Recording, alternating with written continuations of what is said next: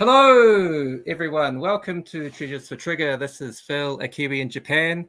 Welcome to the Christmas Streamathon. We're into hour 5 of the marathon effort. We've had some awesome streams so far.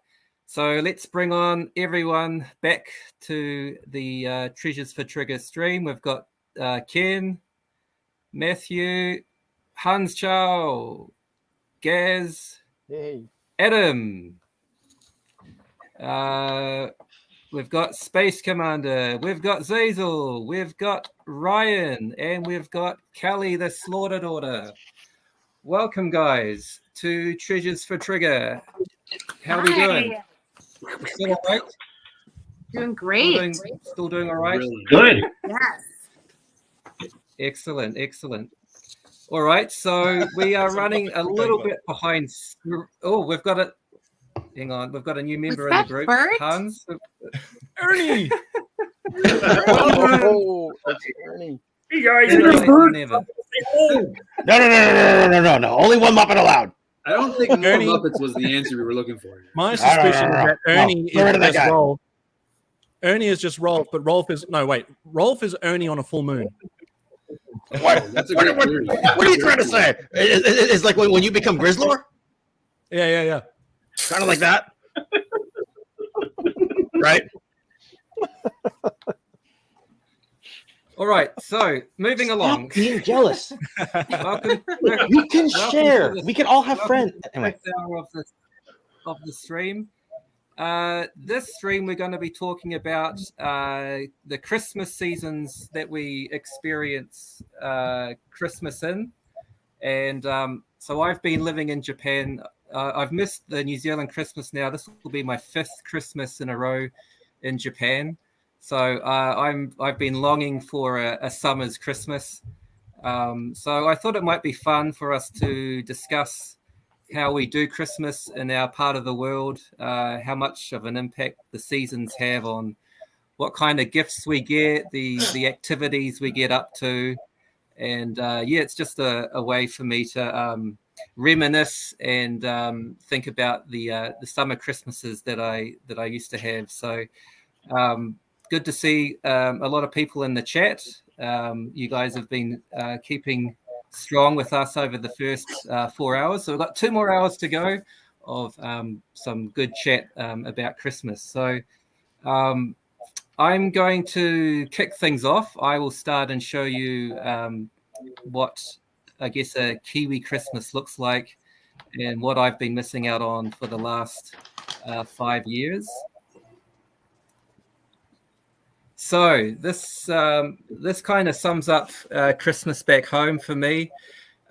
Beach time, and these are some of the presents and the figures which I hold close to my heart. I don't know if anyone watched Jay Bartlett's show yesterday. He had the top 1986 G.I. Joe figures, and Wetsuit has always been my favorite G.I. Joe figure.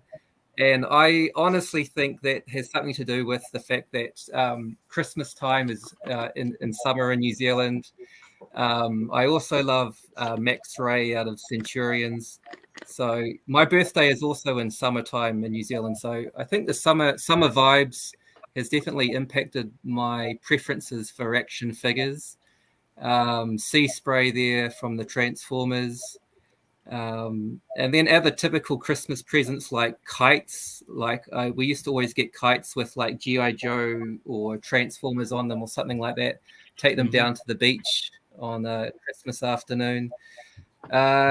Cricket sets, barbecues. So yeah, that's a bit of a taste of what Christmas looks like back home. Now, while I'm free. Does the cricket set you get come in a bag, or do you need to get a separate bag for that cricket set? Let's not go back there, Adam. Too soon.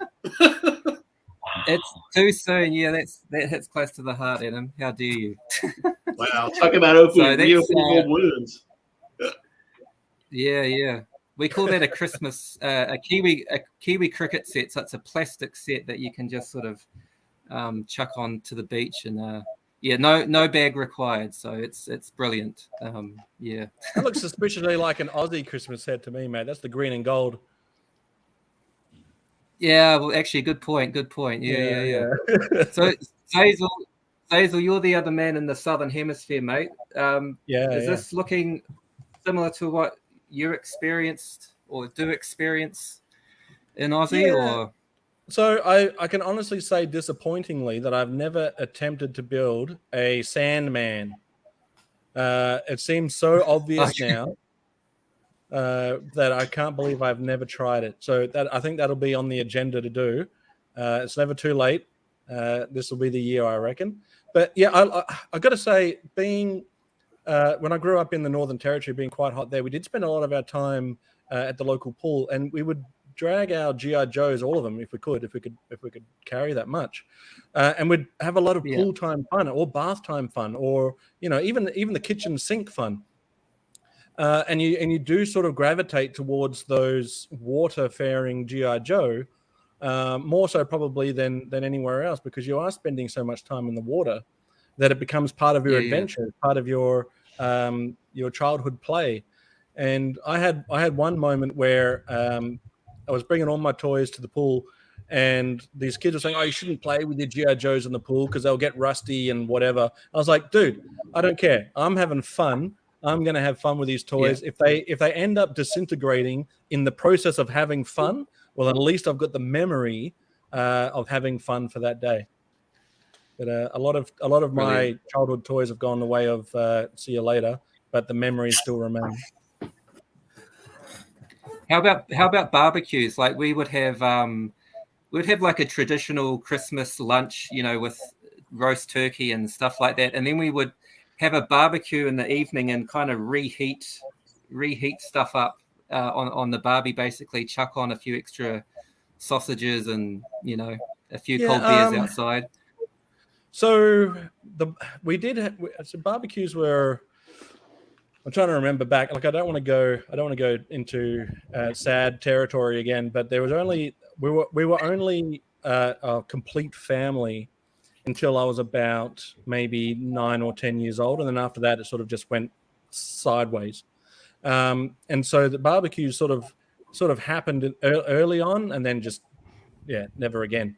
Not until I was an adult and I had kids and my brothers had kids that we would all get together and do the barbecue on the beach, and we sort of brought that back into rotation again. So there's a few good photos. I don't take many good photos. There's a few good photos of me and my brothers just and the kids just mucking around on the beach having a good time. Nice. I've got another. I think you did share with me some more pictures, Zazel. Yeah. Let me see if I can bring. How good am I at sharing screen? Just bear with me one sec. Window.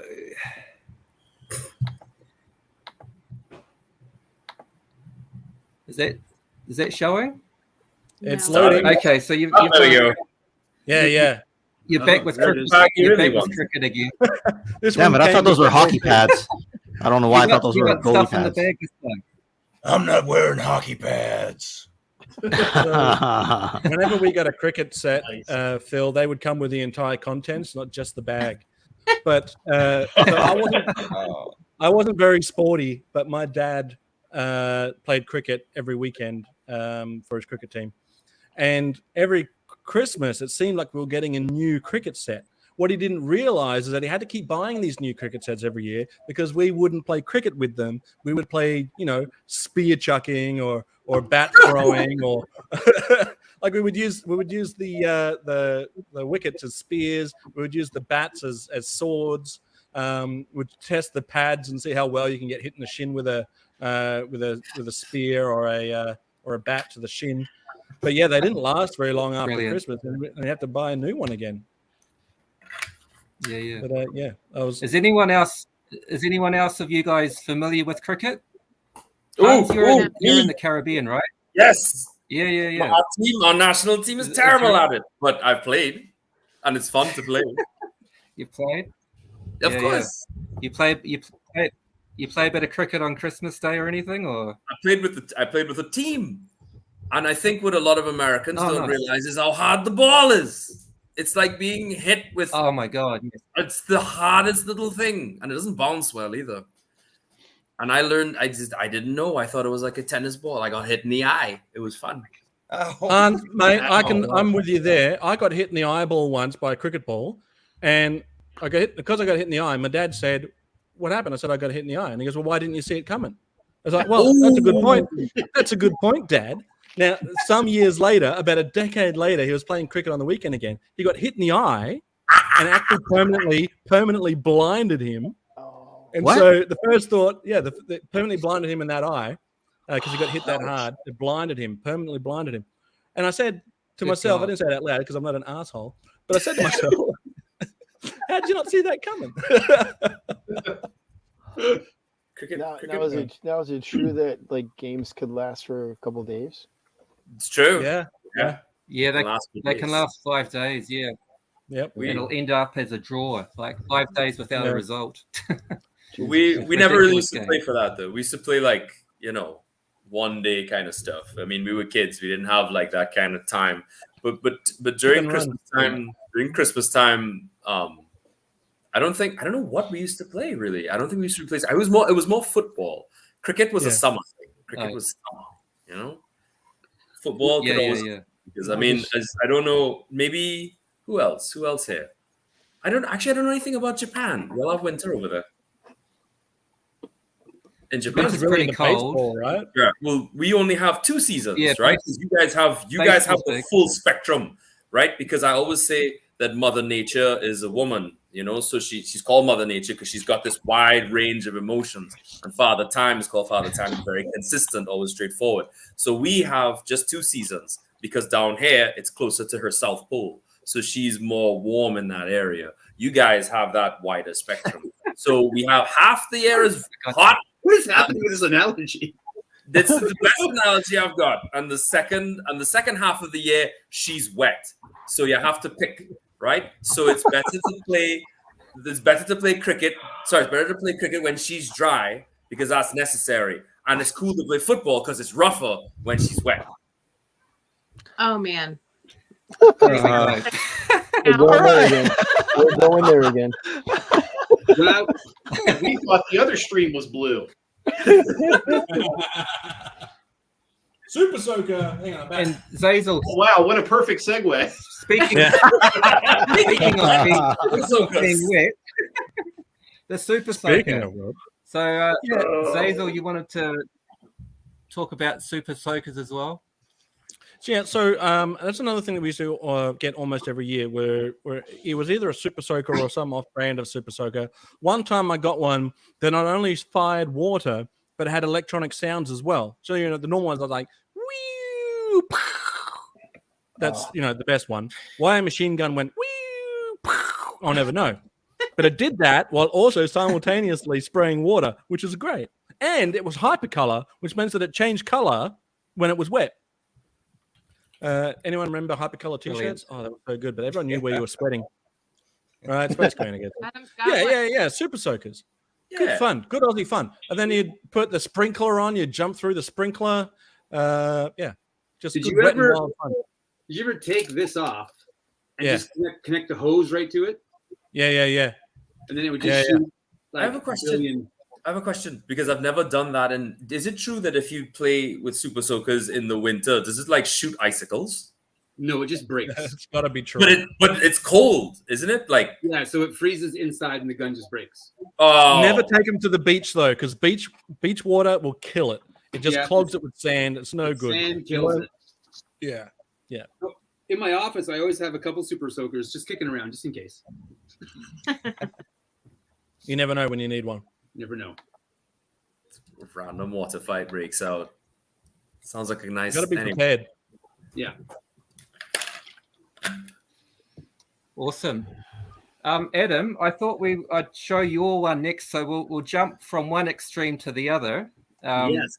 So the image that you shared with me was this. I hope you guys can. It's a bit small, but I hope you can kind of make out what it vaguely is. But Adam, So, you want to explain, buddy? When I grew up in Nipigon, Ontario, which is very northern, it's very, very cold. So it would get 35, 40 below all winter, no questions asked. Yeah. And it would snow very early. So I don't have a memory of being a child and not having to wear a snowsuit on Halloween. We'd always have like snow and cold on Halloween. So you had to pick a costume that would look good, real bulky. So by the time Christmas came around, there was just like abundant snow everywhere.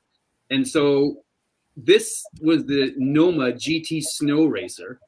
And so if you didn't have one of these when you were a kid in like 88 on, you had no business being on the toboggan hill. So before that, you would have like these plastic red ones that had two black handles on the side that they say that they were for steering. They were not for steering. These were the first like toboggans or sleds that were incredibly fast, and you could like incredibly steer it accurately. It was crazy. But at our school, like our public school, it was on this big hill. Like the playground was a hill, and there's all these trees that went up the hill. And so we used to play a game, and I don't know why it's called this, and I'm not meaning to offend anybody. I'm just reporting what we used to call it. And the game was called Chinese Downhill. And so you go to the top of the hill. You go to the top of the hill, and you have 5 or 6 of these GT snow racers, and one person would drive it. Another guy would stand with his feet on the back of the skis and his hands on the guy's shoulders who was driving. And you'd go down, and the point of the game was to, like Mad Max style, knock everybody else off of their GT snow racer and be the first guy to the bottom with 2 people on your toboggan. And it was like Return of the Jedi. People were thrown into trees and stuff. We were just like tough kids in the 80s because that's what fun was. And we played that game all through public school until one year in grade 7. It was just like a scene from the Christmas Story. We all come in from recess, and Jonathan, my friend, is just not in class. He's just not there. He didn't come in. Oh. And so we're like, where's Jonathan? And we're like, no one wants to get in trouble, right? And it's like he's stuck in the tree. So what had happened is he had got knocked off his back of his GT snow racer, and his foot got caught in the Y of a tree, like where the tree stemmed out. It got jammed in there, and then we were trying to get it out. We couldn't, and the bell rang, and we're like, sorry. We just abandoned him, stuck up in the tree. And that's what they said, no more Chinese downhill. So is he still there? I mean, get him out. Just a skeleton hanging from the tree in a snowsuit. Yeah. But growing up in such a northern part of Canada, I always laugh because you would do things just because if you didn't, you'd go crazy. So like everybody owns snowmobiles because you go snowmobiling. But we'd come home like on a Saturday or Sunday afternoon, and we'd go snowshoeing, where we just like put snowshoes on and go walking in the forest. And it's just like walking, but much harder.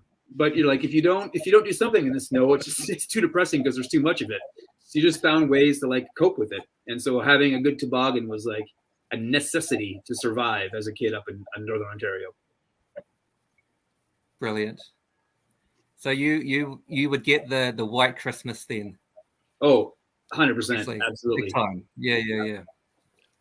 How about you other guys in the States? Would you get a white Christmas every year? Or, I mean, watching movies and stuff, my image is that everyone in America gets a white Christmas. Is that true in every, I'm guessing in the southern states, probably not, but where you guys grew up, maybe you can tell us which part of America or Hawaii.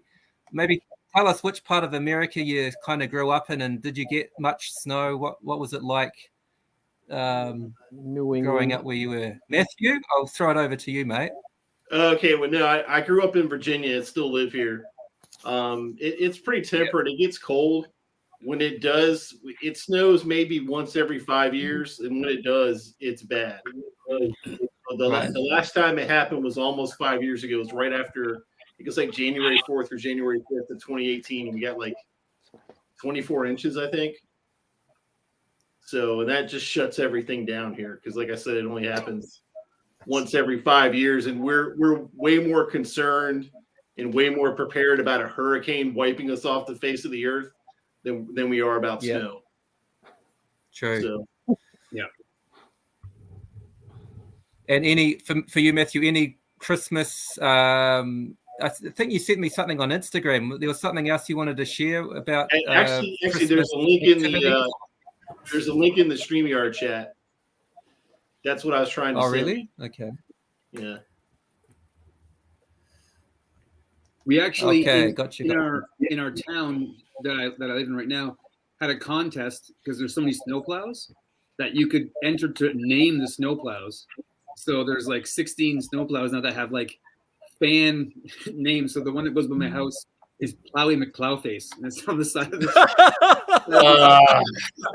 and you can go on the app and track where they're going. Plowy McPlowface. Love it. But nobody named theirs Mr. Plow or the Plow King. So those names were entered and they were rejected because they weren't original. Yeah, fair enough. Which one did you say it was again? Plowy McPlowface. McPlowface. Yeah, that's definitely original. Love it. All right, Matthew, this is your stuff here, mate. Is this? Yeah, so this is a place called Coleman's Nursery that was local here. That this website really doesn't do it justice. But if you scroll down, you'll see there were a lot of animatronic displays, and there were tons and tons of model trains that were going around. Cool. I mean, when I was in school, we always took a field trip to go see this every year. It was that much of a thing. And I think at some point when I was in high school in the early 90s, they had a fire. I don't know if it was arson or not. I want to think like it actually was arson, but they lost a huge part of the collection. So the rest of it survives at another nursery locally, but it's nowhere near as grand as it was back then. The best thing I can think of is like if you watch A Christmas Story, like in the very beginning when they're all looking at the window at the toy store and you see all the stuff moving around, it's like take that, but then put it in like a Walmart. It was that big. Wow. Awesome. That is brilliant. Cool. Brilliant. Hans is deep diving the Kelly, how about donating contest? Yeah, I'm laughing. Look what he's put in the private chat. Like all these different potential names. We can read them out.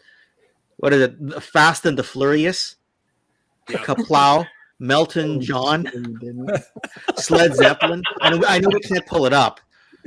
Wow, these are cool.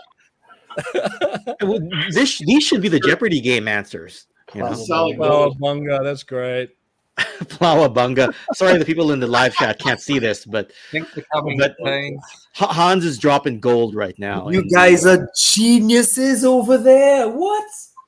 So the guy who came up with Plowy McPlowface is actually a good friend of mine, Dan. So he called me. He's like, my name won. It's on the plow by our street. Oh my gosh. One of them is you're a Blizzard Harry. I love it. Oh, it's good, wholesome fun. Plowy McPlowface got through, but Snowy McSnowface was too much. Too much. I need to be very specific of what we're doing here. Sorry, apologies. Great. All right, Kelly, how about you? You're quite close to Matthew, aren't you? You're in Charlotte. I'm in the Carolinas, a suburb of Charlotte, but I am in South Carolina. But I grew up. I kind of lived in 3 different regions of the U.S. So I lived in Minnesota, which is like the Midwest, which is like very close to Canada, and then I grew up in Connecticut, and then moved to the Carolinas when I was in high school. But I actually when we lived in Connecticut, we had a sled, just like Adam just showed. And I thought the coolest thing about it was it had a brake. Yeah. So you could steer it, but you could also slow yourself down if you needed to. And that was a fun shopping trip, because to go with my dad shopping anywhere, it's literally like a 5-minute in and out is 2 hours with my dad. And so we were like, we just wanted the saucer, you know, and he's like, has to get the best thing that you can get. So he got us this thing with steering wheel. And we're like, what is this? We just want the saucer. But man, were we glad we had that. Now, did your brake have the handle you pull, or the two things you step on with your feet? You stepped on it. Yeah. So and my ski in front was red, and the seat was black. Yeah. So the one with the red skis was a little bit longer than the short one with the black skis. Yeah, because my sister and I could sit on one. We had 2 of them, so we each had one, but we could sit on one together. Yeah. Yeah. So we had one. We had 2 of those. My cat, right? I don't know if you can hear him, but he's trying to break in the door. I'm telling you, I need an exorcism for my cat.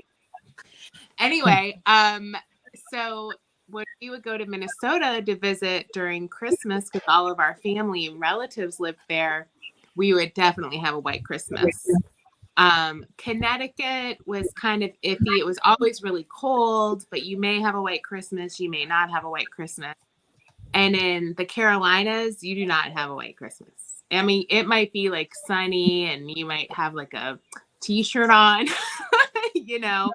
But I think 2 years ago, maybe 3 years ago, we actually had a flurry of snow on Christmas Day, and we were so excited. We ran out and got pictures, and it looks like salt in our hair.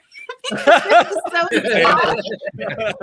a dandruff Christmas. Yeah, it was like looking through my phone at pictures, and I'm like, "What is that?" And then I was like, "Oh yeah, that's when we had the white Christmas." So it's very rare in the South to have a white Christmas, but I like to say in the South, we have one winter month, which is February. That's the coldest month, and that's the month you're most likely to see winter weather. However, it's usually down everything. Fair. And when I first moved here from Connecticut, I was a freshman in high school. And mind you, in second grade, we were in school during the blizzard. Okay. And they thought we were going to have to stay the night in school because they couldn't get the buses to us. So I moved here and they closed school because it was too cold for a whole week. We didn't have school because it was too cold. I'm like, man, I'm going to like this place.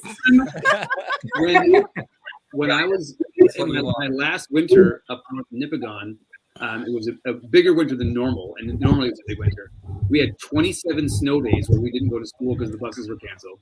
Wow. And the school board said if you miss any more, all the kids will need to repeat the year because they need to have the minimum done. So what they did for the rest of when it was too snowy is they would get in a bus, we'd drive to school, we'd sign in, and then we'd all drive back home. And so they were like, counts, they were there, that counts. So we actually had like 32 snow days, but only 27 on the books. Oh my goodness. Well, now we have virtual school. So even when they cancel school, now they have virtual school. So they still have to get on with their computers and everything. So I told my son I kind of feel a little bad for him because if we do get a snow day, he doesn't even get to enjoy it because he has to get on virtual school. When our kids get a snow day, our internet mysteriously acts up. except when it's time to go online to play gaming, right? Right. Netflix. Then all of us, then it's back just for those couple hours. Yeah. Yeah, Canada problems. Yeah. Canada problems. Gears, a bit of snow for you as well. You're in Boston, right, Gears? Yes, New England, Massachusetts. Yeah, we get the best of both worlds. We get the hot summers with the humidity, and we get the cold winters with a lot of snow most of the time. And I'm seeing these pictures of this sled with the steering wheel. What is that? For us, it was just a plastic toboggan, a piece of plastic, basically.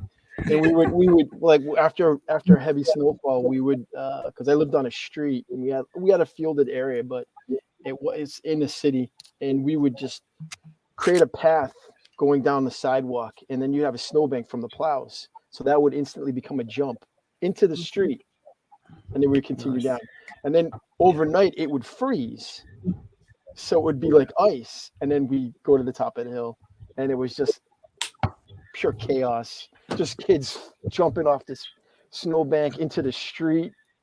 You just hear a scream. Kid just sliding down.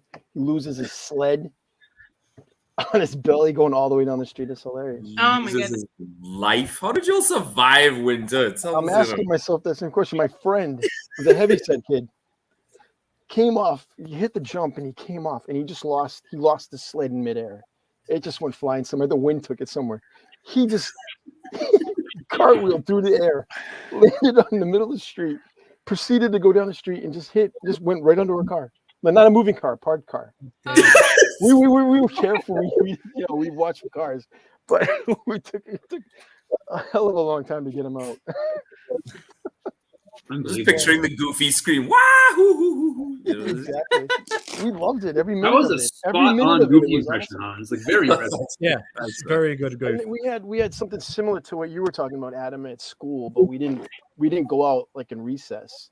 Yeah. We were a little older than elementary school, so we had an elementary school near my house, but it had like this fielded area that had like huge hill. So most of the playground was a hill, and we would go there. A lot of kids would go there, and the ice would, the hill would ice over overnight. So we just go sledding like crazy. The only problem is that the runoff at the bottom of the hill wasn't that long, and the building was there. So it would come down, and you're flying down, and then you just bail because you have to stop, right? And you had no brakes. No steering wheel or brakes. It was just plastic toboggan. Boom. Many kids right onto the building. It was crazy how tough we were. Like, oh yeah, my schoolyard, we had like feet and feet of snow, so the plow would come and plow the teacher's parking lot. So there'd be this like 12 to 15 mound like snowbank of snow, and we would just play King of the Hill. And so you go out there at the recess, and it was just climb to the top and stay there as long as you can. So we're just throwing dudes off, and like it was chaos. It was like Mad Max, and teachers were like, "Yeah, they're just playing in the snow." And we even started like surfing the toboggan. We would stand up because we needed to have more fun. That would never happen now. Like to go on school property and go sledding would never happen now. No, I'm just like snowfall within the last few years here. If it was the same when I was a kid, we'd be going to school. Now they just cancel the school. It was like, oh no, there's too much snow on the ground. It's like 3 inches of snow on the ground. They cancel the school. Yeah. Mm-hmm. Yeah. So we get it all here. It's great. No, not Good really, stuff. Now I've you can see I've chucked up on the screen here some Mario action. So I asked Ken. I said I'm doing a stream about seasonal Christmases, and he sent me a computer game. So Ken, explain. Canadian. I suppose it's too late to say that this was somehow a typo or something, right? I got to roll with it, right? Roll with it, buddy. Yeah, no. I believe the question was like, what's something that happened in your area, like when you were growing up, like some sort of a Christmas memory? People, like, obviously with the topic of my stream, a lot of people ask for video games, right? So how this kind of rolls in and ties in, and until I heard everyone else's answers, I realized that it doesn't actually tie in, but we're rolling with the punches here, even though Ken is on his way to getting knocked out, but that's okay. At this point, my hands are down and I'm just taking shot after shot, but let's rewind back to 1996, and I was the first kid in my grade to get the Nintendo 64 because I went overseas that summer. I visited some relatives in the Philippines, and then they asked me what I wanted, and I was like, I didn't realize that you folks had the Nintendo 64 released here already. So I got one that summer, and it was like 4 or 5 months ahead of when it was released in North America. So for several months, my friends always called me because everybody wanted to play Mario 64, because the jump from Super Nintendo to Nintendo 64 was quite the jump, right? If you recall. Sorry, what? No, you're right. It was like such a jump in graphics. It's like, oh, there we go. And thank you, Danjamin. So basically, like, everyone would call it, hey, Kat, you want to hang out today? Your place? Mario 64? That game? Yeah, sure. Next day, hey, Ken, it's been a while. No, it's been 24 hours, but what's up? Hey, so you want to hang out? Yeah, sure. What do you want to do? Your place? Mario? 64? This continued for several months. And then finally at Christmas time, what happens? Because this is a Christmas stream. What happens? The calls stop. Why? Because it'd been released here and all the kids got it for Christmas. And of course, they had the English version of the game when I got the sort of overseas version of the game. So I could never read any of the text. I was just sort of jumping around, fighting bad guys and all that. And of course, I go to their house and I'm like, oh my gosh, I can read everything. Like, this is actually awesome. So it was one of those Christmas memories, like, didn't really start at Christmas, but kind of ended at Christmas. And of course, by then there were a lot of other games that were released, like Turok Dinosaur Hunter, Wave Race. Then suddenly all my friends had better games than me, and you could read what was on the box and you could read the text on the screen. So, that's kind of how I wrap all this and tie all this in, except I didn't say anything about sledding or cricket or anything. Everything just tied back to Ken being a spoiled brat all over again. It was a Ken answer. Brilliant. It was a Ken answer. Did you ever go outside sledding? Outside sledding? Actually, not really. We got a sled for my son, but I realized I never really sledded. So, yeah. So, there we go. There's my pseudo cop-out Ken style answer. I think we need to solve this problem. We should all go meet up at Ken's place and go sledding. Well, yeah. I'm looking at the private chat right now, and Adam's like, hey, you want to go hang out? Your channel, Nintendo, Mario. 64? I had a buddy in high school who knew he was getting a 64 for Christmas, and he would go home. He found it in his mom's closet, and he'd set it up every day and play it, and then put it back in the box before his parents got home. And he was always bragging to us about it. And then Christmas morning they plugged it in, and his dad was like, "Why is your name in the high scores?" my friend did that with his Nintendo when he got it for Christmas. He did the same exact thing. He knew where they hid it. That's great. All right. Let's go to Space Commander. How do you do Christmas in space, buddy? Fill us in. I'm intrigued. Well, all of the seasons, we try and replicate whatever's happening in England, because that's where the space station is. It hovers above the UK, and so we try and replicate whatever's happening down below. But yeah, with Christmas, with being a white Christmas, that's kind of on and off. I remember when I was a kid in the late 70s and throughout the 80s, we seem to get snow like almost every winter, and sometimes you get a white Christmas as well. As I've grown older, it's more hit and miss. We don't seem to get as many snowy winters as we used to back then. But having said that, when I was visiting the folks just recently down on Earth, it did indeed snow, nice. And it was I don't know if some of you guys in the warmer countries might not be aware of this, but when you get like a fairly significant snowfall, especially like Christmas time, everyone's in a good mood to begin with. The snow, it adds kind of like a strange kind of otherworldliness because of all that snow. It dampens all of the sort of extraneous sound, so you won't hear things far away. It sounds like you're in a very enclosed space, even if you're outside, walking amongst the trees and what have you. You and your friends with you, it has this very strange kind of effect on your senses. Everything whited out, snow against snow, and this strange dampening of the sound. It's very ethereal, gives a very kind of otherworldly kind of quality to it.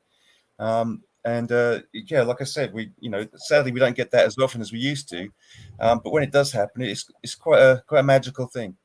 It is magical, and also snow makes people, like a big snowfall makes people do different things that they normally. It changes the way you think. When I was running the automotive maintenance center, so I was like an oil change shop. Whenever we get a big snow, and there was one winter where we get a couple big 3-foot snowfalls. You go to work and the plow isn't there yet, so the parking lot's got 2.5 feet of snow and it's blizzarding out, and you shovel to get the door open and you're opening things up. At open, every time you'd see this little Toyota Tercel coming down the road, like wheel in and hit the snow. And there was this little old lady who'd get out, and she's like, "I'm here to get an oil change because with this snow, just in case." And I was like, "Just in case what? Like, what's the possible scenario where having an oil change is going to change your day in the snowstorm?" And she's like, "You want to be prepared." I'm like, "For what?" Like, and we'd like push her car. She wouldn't leave till we got changed her oils. It was always we were snowing. I'm like, "Oh, we're going to see Annabelle this morning." Here you get like just a mention about snowfall in the markets are just packed of people like getting food and stuff. I'm like, we're getting like a half an inch. Why do you need to get all this stuff? So that's been a trend I'd say here ever since like the pandemic toilet paper situation happened. Like when the first pandemic happened, and there was like a shortage of toilet paper, and people were like, "This is real." Since then, any like hint of things, and people are like, "Better go to the store and like stock up on Rice Krispies." All right. See, for me, if it's above like a foot of snow, I won't go to work. I'll stay home. I'll just call them. I'm not coming in. But anything less than that, I'll go into work. And I find it because I do. It's mostly highway, about 45-minute ride, and I'm riding down like the Mass Pike, and I've got people going slower than me, and I'm in a car. And this guy's like in a Land Rover, and he's doing like 25 miles an hour, and he's like freaking out at every brake like that comes on. And I'm like, Jesus, grow some balls, just go. You probably used to live in the South. You got a 4-wheel drive vehicle, and you're driving like 2 miles an hour. Move or get out of my way. Annabelle is just trying to go get her oil change. I'm trying to keep up with this 18-wheeler that's clearing a path. Right. You know, and you're driving like 2 miles an hour. It's insane here. Down here, this is still in Michigan, we have the opposite problem, where if you have a 4-wheel drive truck, you're doing 80 when you should be really doing 40, and then you see these idiots in the ditch, every couple miles. Right.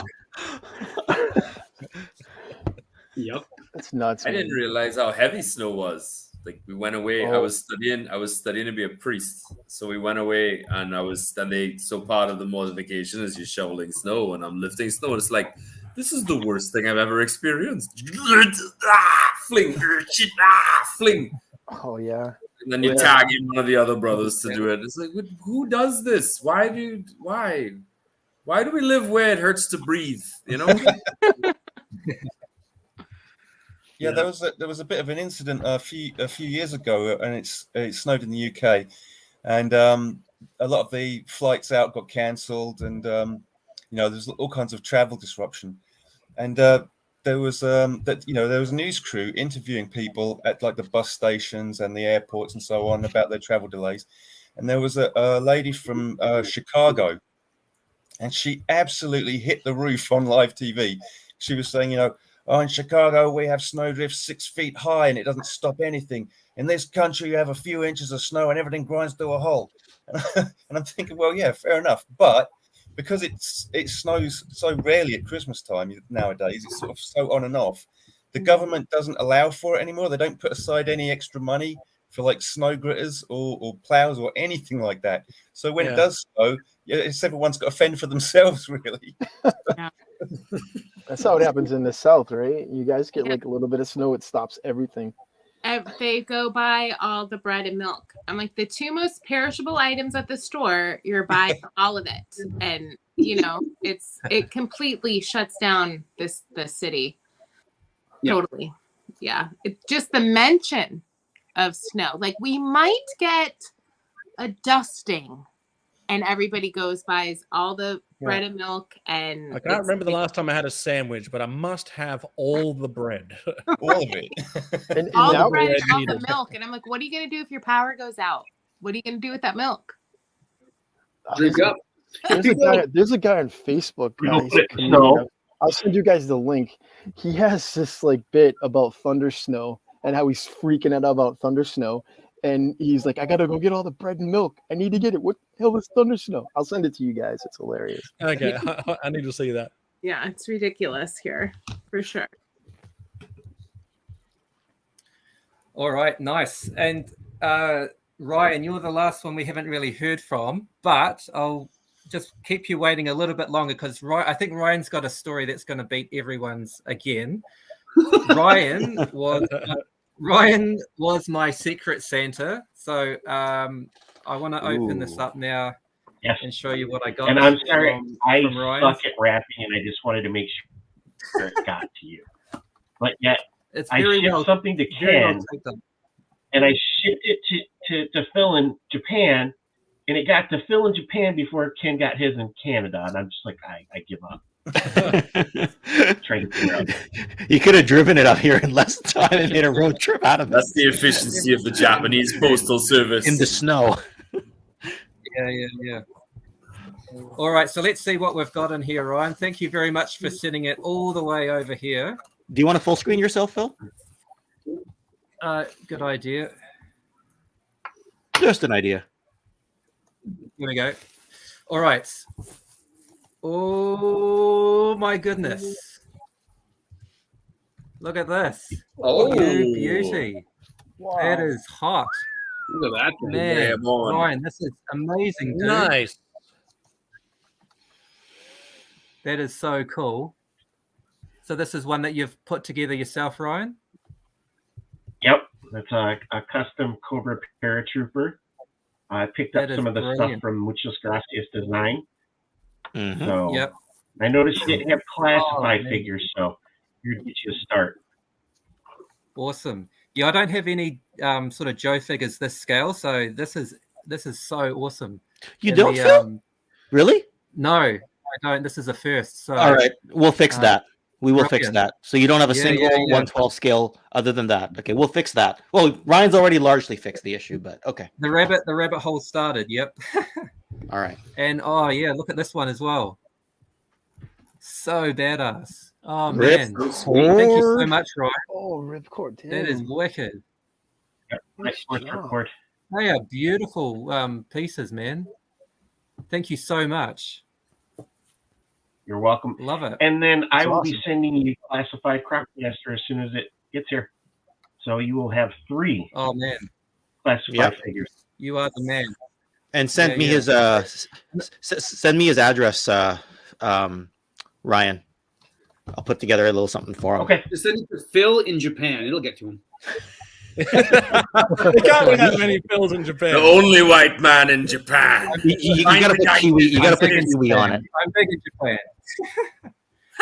But before Ryan shares his story, I just want to sort of echo what we were talking about in the previous stream with Zazel. You guys, honestly, your friendship means so much to me, and I'm probably going to get quite emotional saying this, but yeah, I've had a really difficult sort of 12 to 24 months myself. My wife is in the battle of her life, and it's been really difficult for me in Japan sometimes, very far away from my family. And I want to especially thank you, Zazel. You have really, and I'm not sort of over exaggerating, you've really changed my life. You've really helped put me into a positive frame of mind, and you've introduced me to all of these wonderful people as well. As you can tell, I'm quite a quiet person, and I don't sort of speak out that much, but you've introduced me to all of these wonderful people from around the world, and I don't feel lonely like I did 12 months ago over here. So I do love Japan, but it can be a really difficult place to live in sometimes. It's difficult to express your emotions over here. But I've really found my place in this community. So I just want to take this opportunity while it's on my stream just to say thank you very much. And you guys honestly mean the world to me. And I hope one day I'd love to go to Joe Fest next year, but that's not going to happen. But one day I hope that we can all meet up. And I just want to thank you guys so much for helping me get back on track. And Bill, I'm just so much happy. You're an honest to God, legitimate legend, and my life is better having you in it.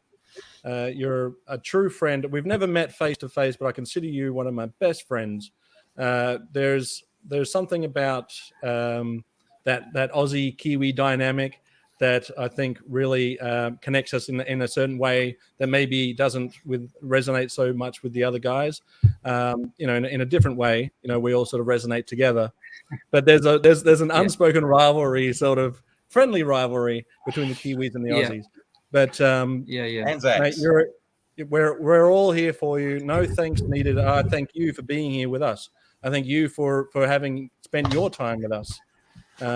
And being a part of it. I reach out to people because I'm in the same boat. I feel like, I want to talk to people and hang out with people and have a community of friends. And it used to be that your only circle of friends that you had were the people that were around you, and the internet, while it's filled with the rubbish sometimes, really does open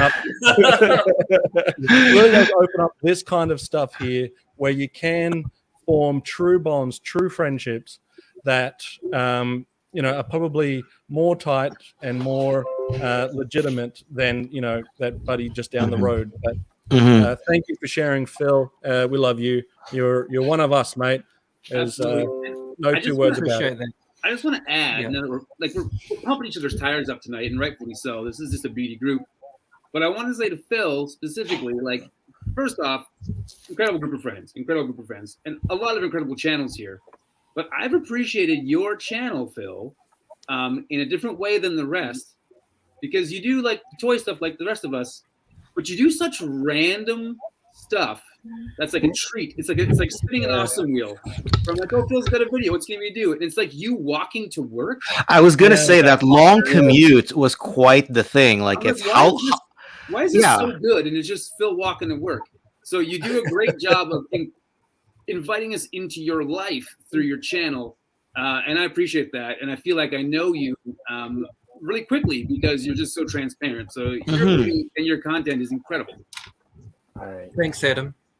And the use of emojis is always perfect. Yeah. Yes. Yeah. When in Japan. When in Japan. And you always do those 5 figures in 5 minutes. Those sort of I never thought of anyone could think of that idea, but it's actually really neat. I appreciate it. And Phil, just all right, know this. Enough about me. Alone. Yeah. You're never alone. And is my new football buddy from across the world. That's right. Yeah, you got me interested in soccer, and I don't like sports, but I was super invested in the two of you. World Cup all day long. I learned more about soccer in the last 2 weeks than I have in soccer. Football. Don't say football. I can't even say FIFA World Cup. I can't wait until we have the Croatia celebration victory party. It's going to be great. I hear those. Godzilla's are great over in Japan. You should. Kelly, do you realize you drew Croatia? Pardon me? You drew Croatia? Yep. Oh damn! All right, bro. And it's on. We're going. It's on like Donkey Kong. Yeah. Well, the next round is a Streamathon Battle Royale. It's Adam versus Kelly. Kelly, did you know you're still in the tournament? No. Who do I have? Oh, you are. My God. You never told me who I had. You've got Argentina. She's got Messi on her side, man. You got Messi. You got Argentina. So you're in the semi-final against Adam. I think it's going to be. Best of luck to you. I think it's going to be France and Argentina. Sorry, Adam. Strong teams. Stop rocking the boat here. Well, Croatia's already done its one upset, right? I don't want to see any more South Americans in the finals. Just be prepared that when Croatia wins, I'm going to send you clips of Evita singing "Don't Cry for Me, Argentina." I love Well said. Well said. And not Madonna. Right. I was actually in a production of Evita. Really? Back in my musical theater days. So I know that album beginning to end. Nice. All right, guys. Sorry, I'm conscious we've gone well over time. I still wanted to get to Ryan's story, though, because he's got a great story that he would like to share with us. So, Ryan, the floor is yours, buddy. And I've got a few photos that I'll put up on screen while you discuss it. And just before that, Kelly, I put a note in your live chat just saying we'll be there soon, so Thank that people know. So yeah, sorry, Kelly. Yeah. Oh, it's no. fine. We started late here too, so it's okay. Yeah, it's fine. So, all right, Ryan. So in September 2006, my son was born.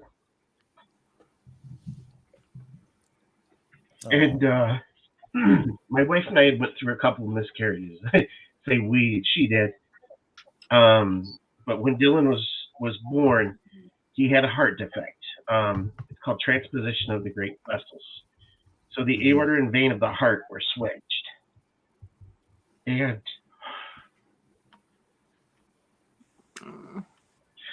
7 days old, he had to have open heart surgery.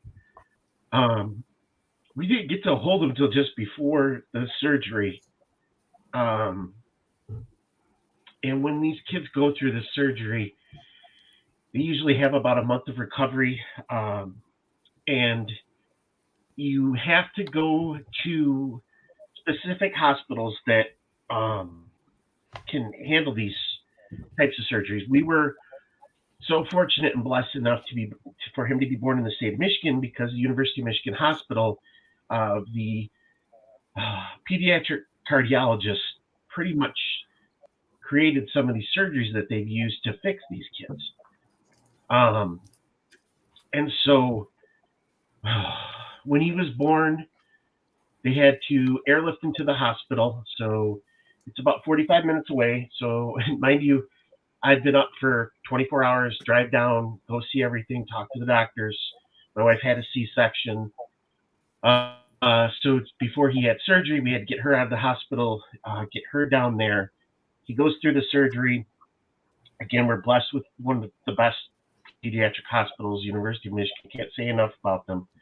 But these kids have a nurse with them for 12 hours a day until they get out of that recovery, because they have certain medicines. They have to make sure that there's not too much pressure being built up in the heart. The blood pressure is correct. They're not having a race for their heart rate. One of the side effects that can happen with the kids is they'll get an air bubble in the blood vessels when they're doing the cardiac switch, and it will lodge itself in the brain and they'll have seizures. Dylan was one of those kids. So he was born at the end of September. We didn't get him home until he was just over a month old. So it's close to the beginning of November. He's still on medication for the seizures. As new parents, we were just, it was hard, but we had family support. And so for my best Christmas present, it was him. That's a great photo.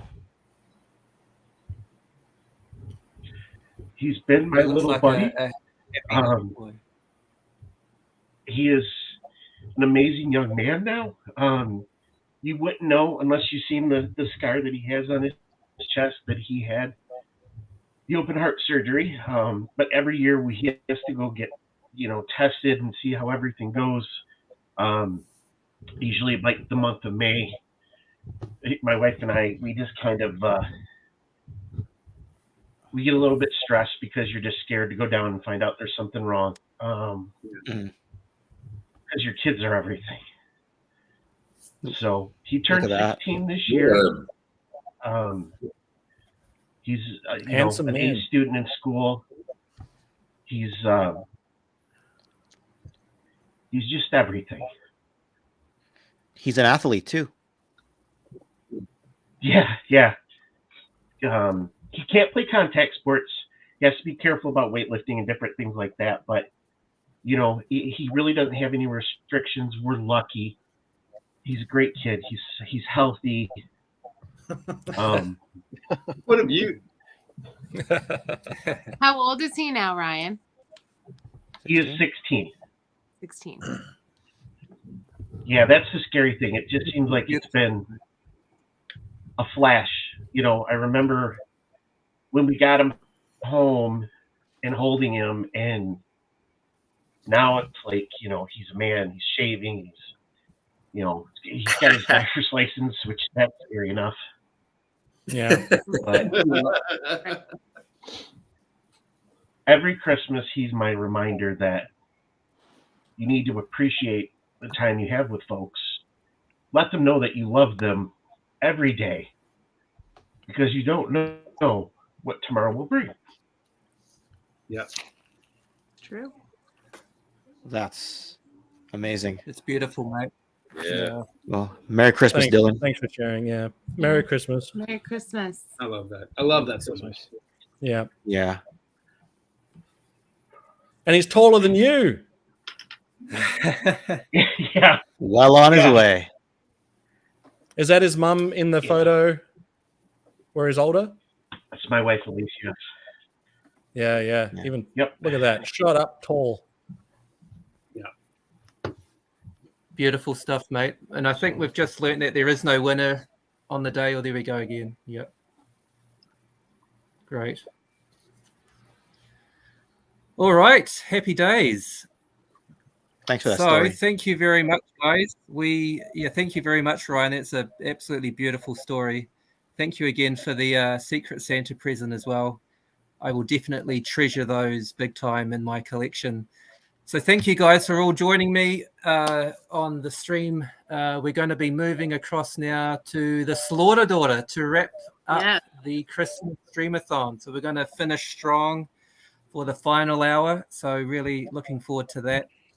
So I guess we'll see you guys soon. There's the link. Thank you, Zazel, for the next stream. So we'll pop across very shortly. And thanks for coming.